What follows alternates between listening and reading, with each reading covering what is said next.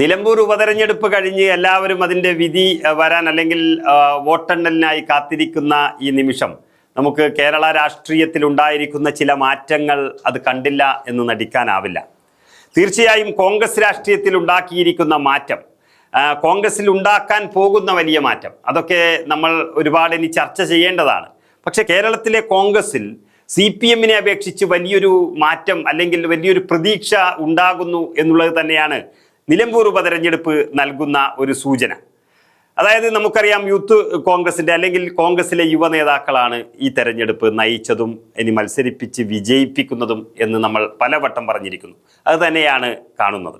നിലമ്പൂർ ഉപതെരഞ്ഞെടുപ്പ് നടക്കുമ്പോൾ കിട്ടിയ ഒരു യുവ നേതാവിനെ കുറിച്ച് നമ്മൾ പറഞ്ഞുകൊണ്ടിരുന്നു, VS ജോയി. VS ജോയിക്ക് നിലമ്പൂരിൻ്റെ ഈ തെരഞ്ഞെടുപ്പ് ഉപതെരഞ്ഞെടുപ്പുമായി കോൺഗ്രസിനെ മുന്നോട്ട് നയിക്കാൻ കഴിഞ്ഞു എന്നുള്ളത് വളരെ വ്യക്തമാണ്. VS ജോയിയിൽ തട്ടി അല്ലെങ്കിൽ VS ജോയി എന്നൊരു പേര് നിലമ്പൂർ ഉപതെരഞ്ഞെടുപ്പിൻ്റെ ഭാഗമായി തന്നെ അല്ലെങ്കിൽ അതിനോടൊപ്പം ചേർന്ന് തന്നെ നടന്നു എന്ന് തന്നെ പറയേണ്ടി വരും.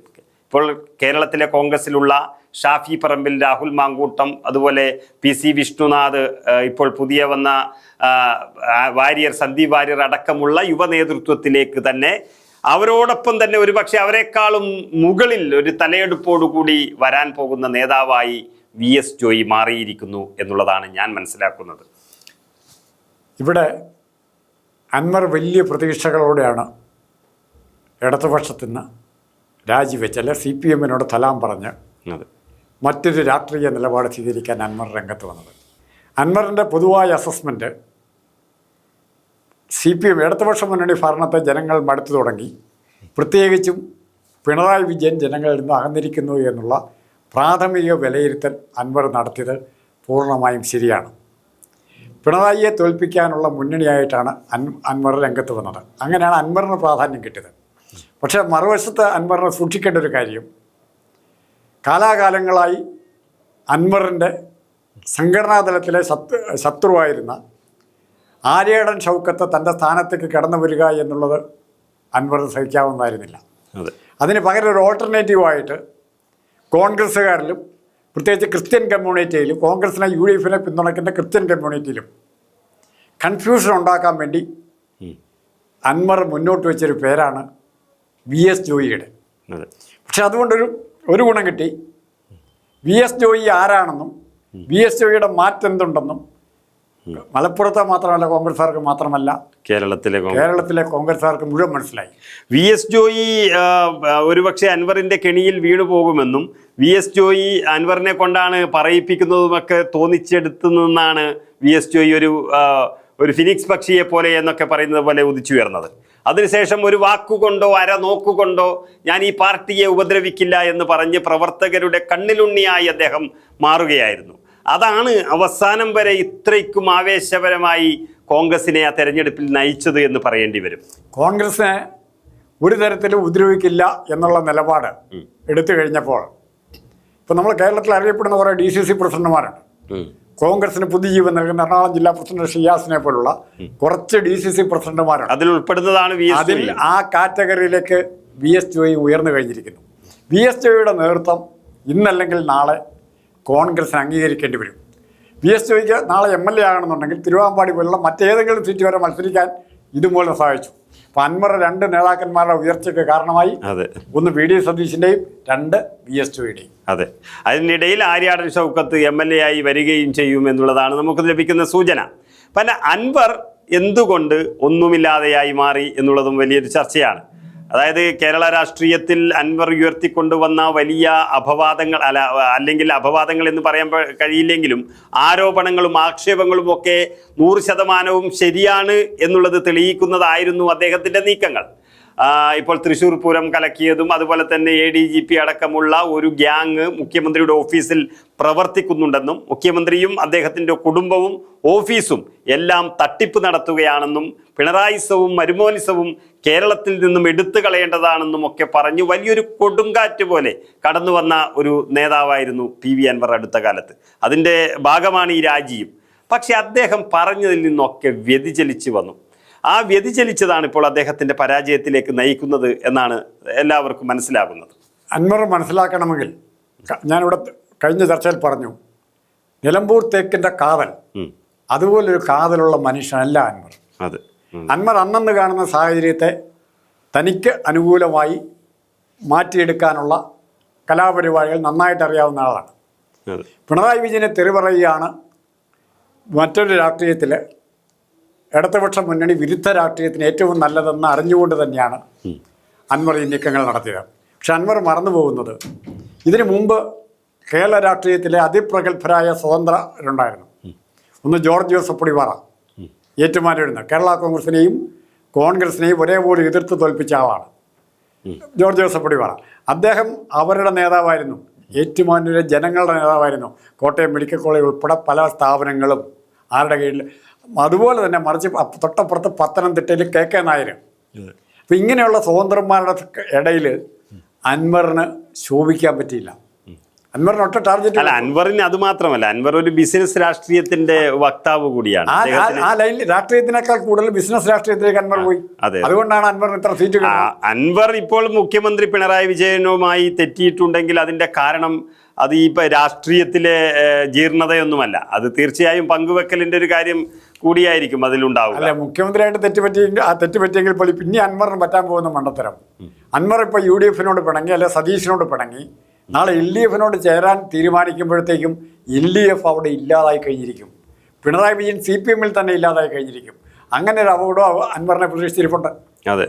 അൻവറിന് മുന്നോട്ട് പോകാനുള്ള മാർഗങ്ങളെല്ലാം ഒറ്റയടിക്ക് ഇല്ലാതാവുകയാണ്. ഏതായാലും PV അൻവർ എന്ന വ്യക്തി എനിക്ക് തോന്നുന്നു ഇപ്പോൾ DIC ഉണ്ടായ കാലം മുതൽ അദ്ദേഹം കോൺഗ്രസിൽ നിന്ന് വിട്ടുനിൽക്കുകയാണ്. ഏകദേശം 20 വർഷത്തോളമായി അദ്ദേഹവും അദ്ദേഹത്തിൻ്റെ കുടുംബവും ഒക്കെ വളരെ നെഹ്റുവിൻ്റെ കാലത്ത് തന്നെ ആകപ്പെട്ട ആൾക്കാരാണ്. ഏറനാടൻ ഏരിയകളിലൊക്കെ അൻവറും അദ്ദേഹത്തിൻ്റെ പിതാവൊക്കെ വലിയ കോൺഗ്രസ് നേതാക്കന്മാരായിട്ടാണ് അറിയപ്പെട്ടിരുന്നത്. പക്ഷേ അദ്ദേഹത്തിൻ്റെ പിടിവാശി, അദ്ദേഹത്തിൻ്റെ മറ്റൊരു തരത്തിലുള്ള പാർട്ടിയെ സമീപിക്കൽ, ഇതെല്ലാം കൊണ്ട് DIC ആയി അദ്ദേഹം കോൺഗ്രസിനെതിരായിരുന്നു ഇപ്പോൾ പതിറ്റാണ്ട് കാലമായി. അങ്ങനെ കോൺഗ്രസിനെ പുലഭ്യം പറഞ്ഞുകൊണ്ട് നടന്നിരുന്ന ഒരു നേതാവ് ഇപ്പോൾ അദ്ദേഹത്തിൻ്റെ കളി കൊണ്ട് തന്നെ കോൺഗ്രസിന് പുതുജീവൻ നൽകിയിരിക്കുന്നു എന്ന് പറയേണ്ടി വരും. അതായത് കോൺഗ്രസ്, ഉറങ്ങിക്കിടന്ന കോൺഗ്രസ്, വളരെ ജീർണിച്ചു പോകുന്ന ഒരു സംഘടനാ സംവിധാനം ഉണ്ടായിരുന്ന കോൺഗ്രസ് ഇപ്പോൾ വലിയ രീതിയിൽ ഉയർത്തെഴുന്നേറ്റത് നിലമ്പൂരിൽ ഉപതെരഞ്ഞെടുപ്പ് തന്നെയാണ്. അതിൻ്റെ കാരണക്കാരൻ അൻവറാണ്. അതുമാത്രമല്ല, VS ജോയിയെ പോലെയുള്ള, ആര്യാടൻ ഷൗക്കത്തിനെ പോലെയുള്ള ആളുകളെ പരസ്യമായി പേരെടുത്ത് പറഞ്ഞ് അവരെയും കൂടി നേതാക്കന്മാരാക്കി മാറ്റിയിരിക്കുന്നു എന്നുള്ളതാണ് സത്യം. ഈ യുദ്ധസമയത്ത് നമ്മൾ എന്തെല്ലാം തെറ്റുകളുണ്ടെങ്കിൽ പോലും സ്വന്തം രാജ്യത്തെ, ആ രാജ്യം രാജ്യത്തിൻ്റെ നേതാക്കൾ നമ്മളെ ശത്രുക്കളാണെങ്കിൽ പോലും സ്വന്തം രാജ്യത്തെ ഒറ്റുകൊടുക്കാൻ സാധാരണ ജനങ്ങൾ മടിക്കും. ഇവിടെ ഒരു യുദ്ധസമയം കോൺഗ്രസ് അല്ല UDF നേരിടുന്ന ഏറ്റവും വലിയ വെല്ലുവിളികളിലൊന്നാണ് നിലമ്പൂർ തെരഞ്ഞെടുപ്പ്. ആ സമയത്ത് കോൺഗ്രസിനെ സഹായിക്കാനാണ് എന്ന് പറഞ്ഞു വന്ന അൻവർ നേരെ വിപരീതമായി പിണറായി വിജയനെ പോലെ തന്നെ VD സതീശനെയും ശത്രുവായിട്ട് കണ്ടുകൊണ്ട് കോൺഗ്രസിനെ തോൽപ്പിക്കാൻ ശ്രമിച്ച അൻവർ തീർച്ചയായിട്ടും മറ്റെല്ലാ കോൺഗ്രസ് പ്രവർത്തകരെയും ഒറ്റക്കെട്ടായി ഒരു കുടക്കീഴിലേക്ക് കൊണ്ടുവരാൻ പ്രേരിപ്പിച്ചു എന്നുള്ളതാണ് സത്യം.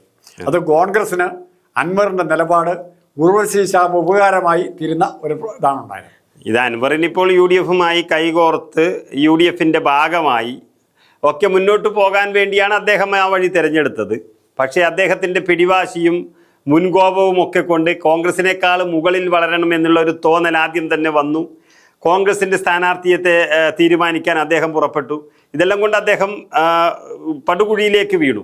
എന്നിട്ടും അദ്ദേഹം ആര്യാടൻ ഷൗക്കത്തിനെയൊക്കെ, അതായത് UDF-ൻ്റെ സ്ഥാനാർത്ഥിയാണ്, ഹൈക്കമാൻഡ് ഒപ്പിട്ട് നൽകിയ ഒരു സ്ഥാനാർത്ഥിയാണ് ഷൗക്കത്ത്, അദ്ദേഹത്തെയൊക്കെ വളരെ മോശമായ ഭാഷയിൽ ആക്ഷേപിച്ചു. എന്നിട്ടും അദ്ദേഹത്തിന് UDF-ലേക്ക് കയറാൻ തന്നെയാണ് ആഗ്രഹമുണ്ടായിരുന്നത്. അത് അൻവറിനെ പറ്റിയ കുഴപ്പം, അൻവർ ഒരു ചെറിയ ഉറുമ്പ് കൂന ഇതാണെങ്കിൽ ഹിമാലയത്തോളം വലിപ്പമുള്ള കോൺഗ്രസ് ഇന്നത് ചെയ്യണം, ഞാൻ പറയുന്ന സ്ഥാനാർത്ഥിയെ നിർത്തണം, എനിക്ക് ഇന്ന വകുപ്പുകൾ വേണമെന്ന് ഇപ്പോൾ തന്നെ പറയുന്ന അൻവർ യഥാർത്ഥത്തിൽ ഇന്ന് അൻവറിന് തുല്യമായിട്ട് എനിക്ക് തോന്നുന്നത് രാജമോഹൻ ഉണ്ണിത്താനാണ്. ഇയാൾക്ക് തരൂരിന് മാർക്കിടാൻ മാത്രം ഉണ്ണിത്താൻ വളർന്നു. ഏത് രംഗത്ത് വളർന്നു, നന്നായി സംസാരിക്കും, അതിനപ്പുറത്തേക്ക് വളരാൻ ഏതെങ്കിലും രംഗത്ത് പറ്റിയിട്ടുണ്ടോ? ഏതെങ്കിലും ഒരു രാഷ്ട്രീയ പുതിയ ദിശാബോധം കൊടുക്കാൻ ഉണ്ടെത്താനും പറ്റിയിട്ടുണ്ടോ? കഴിഞ്ഞ പാർലമെൻറ്റ് ഇലക്ഷൻ്റെ മൊത്തമുള്ള ട്രെൻഡിൽ കാസർഗോഡ് നിന്ന് ജയിക്കാൻ പറ്റി എന്നുള്ളത് കൊണ്ട് താനാണ് എല്ലാം എന്നുള്ള തോന്നൽ അങ്ങേർക്കുണ്ട്. അത് തന്നെയാണ് അൻവറിനുണ്ടായത്. പിണറായിയെ എതിർത്ത് ഞാൻ പുറത്തു വന്നു, എൻ്റെ പുറകെ ഇവരെല്ലാം എല്ലാവരും സഹായിക്കും എന്നുള്ള ആ ട്രെൻഡാണ് ഏറ്റവും പ്രധാനം. അതെ, അൻവറിന് ഇപ്പോൾ UDF-മായി ഇനിയിപ്പോൾ വലിയൊരു വിജയം UDF അല്ലെങ്കിൽ കോൺഗ്രസിന് വരുന്നതോടുകൂടി VD സതീശൻ പ്രതിപക്ഷ നേതാവ്, അദ്ദേഹം വലിയൊരു അദ്ദേഹത്തിൻ്റെ ഇമേജ് വർദ്ധിക്കുകയും ഒരു എതിരില്ലാത്ത നേതാവായി അദ്ദേഹം UDF-ൽ മാറുകയും ഒക്കെ ചെയ്യും. അതോടുകൂടി അൻവർ UDF-ലേക്കുള്ള ഉള്ളൊരു പ്രവേശനം മറക്കുന്നതാണ് നല്ലത്. എങ്കിലും അദ്ദേഹം നോക്കും, ഒരു രാഷ്ട്രീയ വനവാസത്തിന് തയ്യാറാകാൻ ഞാനില്ല എന്നുള്ളത് പ്രഖ്യാപിക്കുന്നതോടുകൂടി BJP-യിലേക്ക് പോകാൻ ഏതായാലും പറ്റില്ല. അൻവർ വീണ്ടും UDF-ലേക്കുള്ള ശ്രമം നടത്തിക്കൊണ്ടിരിക്കും. പക്ഷേ ഞാൻ പറഞ്ഞു വരുന്നത്, ഇപ്പോൾ ഈ നിലമ്പൂർ ഉപതെരഞ്ഞെടുപ്പ് എന്ന് പറയുന്നത് ഈ 9 വർഷക്കാലത്തെ പിണറായി വിജയൻ്റെ ഭരണം ആർക്കും ഒന്നും ചെയ്യാൻ പ്രതിപക്ഷത്തിന് കഴിഞ്ഞിട്ടില്ല. എല്ലാം തട്ടിപ്പ് ഭരണമാണെങ്കിലും അതിനെ പ്രതിഷേധിക്കാനോ അതിന് വേണ്ട രീതിയിൽ ജനങ്ങളുടെ മുന്നിൽ തുറന്നു കാണിക്കാനോ കോൺഗ്രസിന് കഴിഞ്ഞിട്ടില്ല. പക്ഷേ അൻവറിൻ്റെ ഈ ഒറ്റ നീക്കം അത് മൊത്തത്തിൽ പിണറായി വിജയനെ വരച്ചു കാട്ടുന്നതിന് തുല്യമായി. അതോടുകൂടി ഒരു തെരഞ്ഞെടുപ്പും അവിടെ നടന്നു. അൻവർ പിണറായി വിജയൻ്റെ ഏറ്റവും ദുർബല സമയത്ത് പിണറായി വിജയനെ സ്വന്തം പാർട്ടിയിൽ നിന്ന് പോലും ഒറ്റപ്പെട്ടുകൊണ്ടിരിക്കുന്ന സമയത്ത്, കേന്ദ്രം പിണറായി വിജയനെതിരായിട്ട് തിരിയുന്ന സമയത്ത് അൻവർ ചില ആരോപണങ്ങൾ ഉന്നയിച്ചു. ഉറങ്ങിക്കിടന്ന കോൺഗ്രസ്സുകാർക്ക് പ്രതികരിക്കാതിരിക്കാൻ പറ്റാതെ വന്നു. കോൺഗ്രസ്സുകാരനെ നിർബന്ധിച്ച് പള്ളിക്ക് പിടിച്ച് അൻവർ ഏൽപ്പിച്ചു വിട്ടു. അതാണ് അൻവറിൻ്റെ നേട്ടം, അൻവറിൻ്റെ കോൺട്രിബ്യൂഷൻ.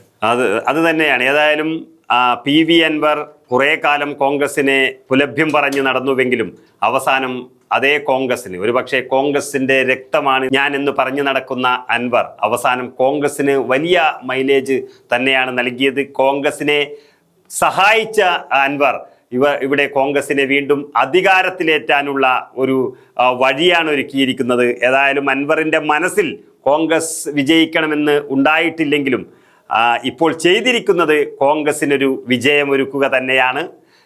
അതുപോലെ തന്നെ കോൺഗ്രസിന് മലപ്പുറം ജില്ലയിൽ മാത്രം ഒതുങ്ങി നിന്നിരുന്ന ഒരു നേതാവിനെ, VS ജോയി എന്ന നേതാവിനെ കേരള രാഷ്ട്രീയത്തിൽ തന്നെ ഒരു പ്രമുഖ വ്യക്തിത്വമാക്കി മാറ്റാനും അതുപോലെ കോൺഗ്രസ് രാഷ്ട്രീയത്തിൽ ഒരു യുവരാജാവിനെ സൃഷ്ടിക്കാനും അൻവറിന് കഴിഞ്ഞു എന്നുള്ളതാണ് നിലമ്പൂർ ഉപതെരഞ്ഞെടുപ്പിൽ ഉണ്ടായിരിക്കുന്ന ഏറ്റവും വലിയ പ്രത്യേകത.